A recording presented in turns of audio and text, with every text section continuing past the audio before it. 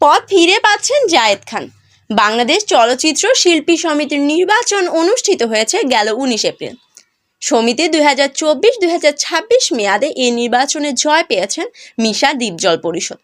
গেল কয়েকদিন ধরে এফডিসি পাড়ায় কথা রটেছে, জায়েদ খান সহ বাদ পড়া বেশ কয়েকজন শিল্পী তাদের সদস্যপদ ফিরে পাচ্ছেন। এবার বিষয়টি নিশ্চিত করেছেন সদ্য নির্বাচিত সাধারণ সম্পাদক মনোয়ার হোসেন দ্বীপজল। তিনি বলেন, ঠিক কী কারণে জায়েদ খানের সদস্যপদ বাতিল করা হয়েছে তা জানা নেই, তবে বাদ দেওয়াটা মনে হয় বেআইনি হয়েছে।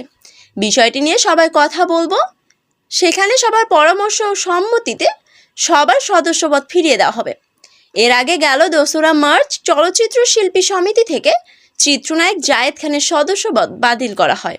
তখন কমিটিতে ছিলেন ইলিয়াস কাঞ্চন, নিপুণ আক্তার। তাদের কমিটি বেশ কিছু কারণ দেখিয়ে জায়েদের সদস্যপদ বাতিল করেন।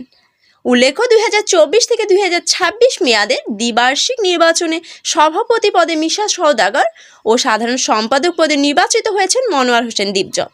ইতিমধ্যে নবনির্বাচিত কমিটি থেকে সিদ্ধান্ত নেওয়া হয়েছে জায়েদ খান সহ সমিতি থেকে বাদ পড়া সবার সদস্যপদ ফিরিয়ে দেওয়া হবে, পাশাপাশি নতুন সদস্যও নেওয়া হবে।